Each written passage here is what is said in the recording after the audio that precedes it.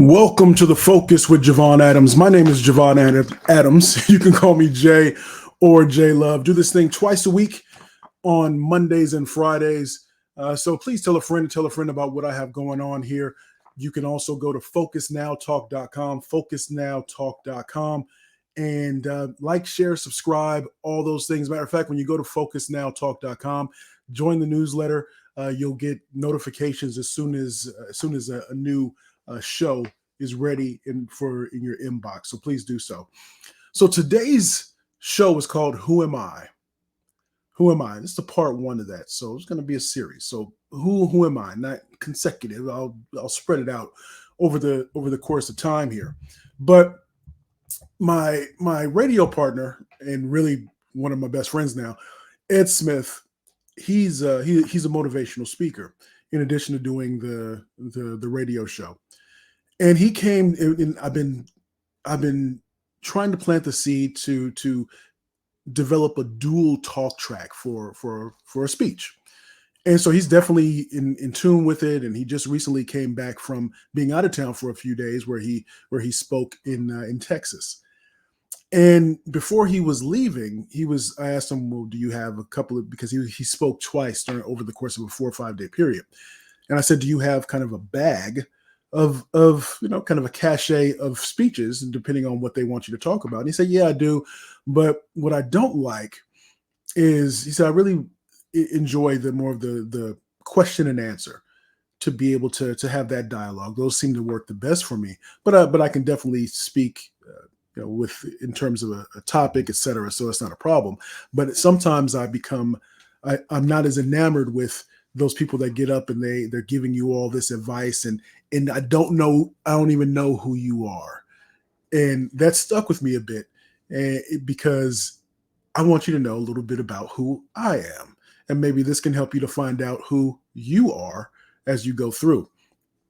So years ago, I started running. I remember there was a coworker of mine that I was really heavy, and I really wanted to lose some weight, and they suggested, why don't you run?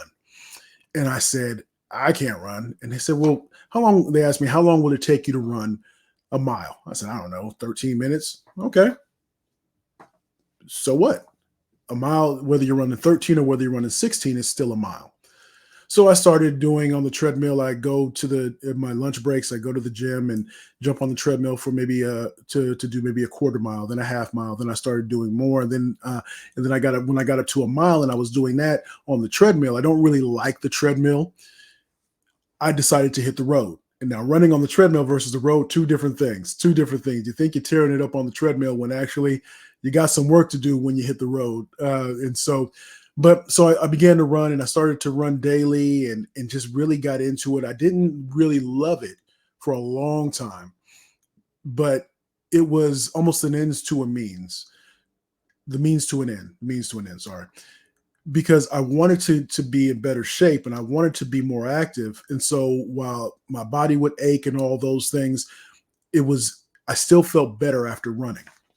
So I signed up for my first half marathon.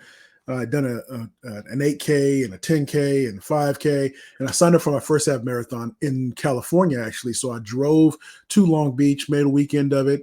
I love my IPA, so I made sure to do a little stop and had an IPA or two. But during training, my Achilles was starting to bother me, my right Achilles. And I've always had, for whatever reason, since I started running, there'll be times where it'll creep up, the right one and the left one.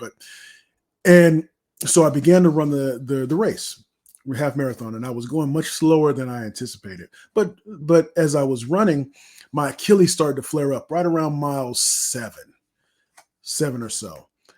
And I just didn't think I was going to finish. I was walking more than running. I was just so frustrated. So I would run for 30 seconds and have to walk for 2 minutes. I was so frustrated, but I kept on going. And I ended up finishing my half marathon. And so this is who I am. I am resilient, I'm perseverant, and I'm a runner.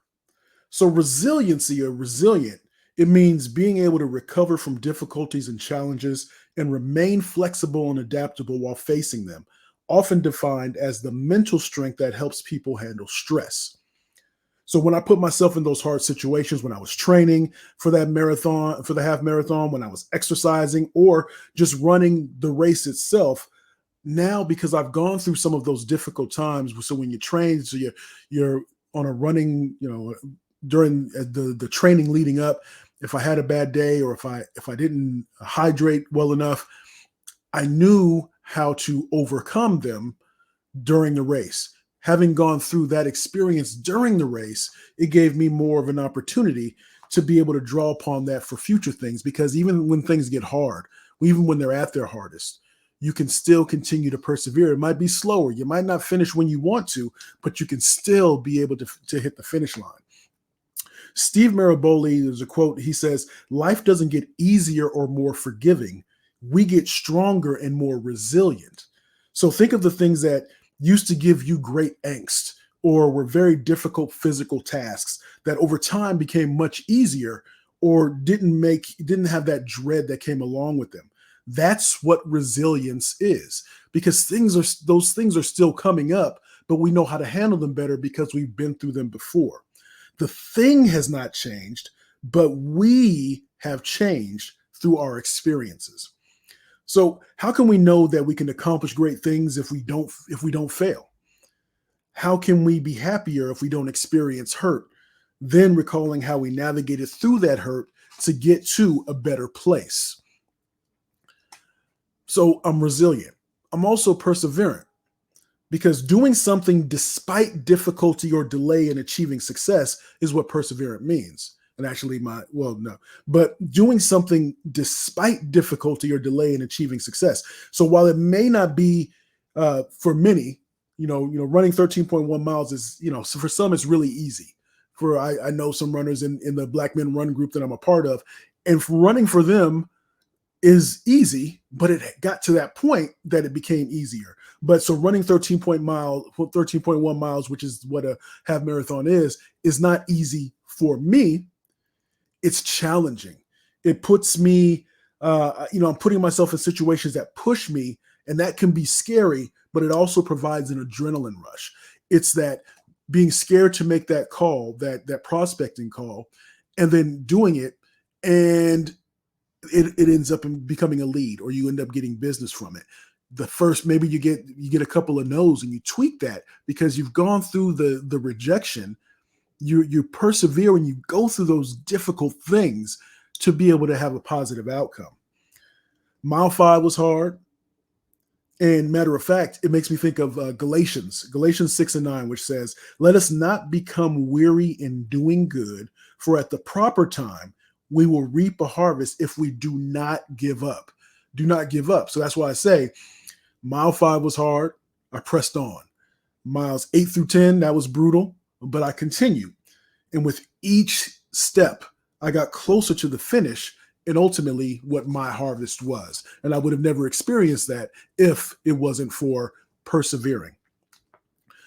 How many times have you avoided doing something because it was difficult? Or, now how many times have you avoided doing something difficult, then forced yourself to do it, and then found out that it wasn't as bad as you thought? That happens so often. It happens for me as well. So that's something to keep in mind. So don't avoid the difficult thing. Feel those feelings and understand, but then navigate and push through. Oftentimes we build these things up in our mind. And as I said, I know I've done that as well, but I feel unfulfilled or stagnant when I avoid doing the hard things. And so I have to force myself to move through it and figure it out as I go and navigate. The first time I do something, it's not going to be as good as the 7th or 8th or 10th or 100th time if I'm looking to improve. So I'm also a runner. So while you have some elitist folk and many that are much faster than I am, but I am still a runner. Sometimes I ache. Sometimes I walk way more than I run, but pushing myself even more for that 1 mile, even if it's just a mile, or running 2 miles, even for that, it puts me in the right mental state and allows me to be able to better attack my day. I find out things about myself when I run, where my limits are, how to adjust for next time. I think and I find peace out on the trail. It allows me to pray. It allows me to just be still, even though I'm moving. Sounds like a contradiction, but what gives you that release or allows you to find that harmony? If you don't have that, I really look for it, find it. Maybe it's reading, maybe it's walking, maybe it's yoga, praying, gardening, working on cars. The list goes on.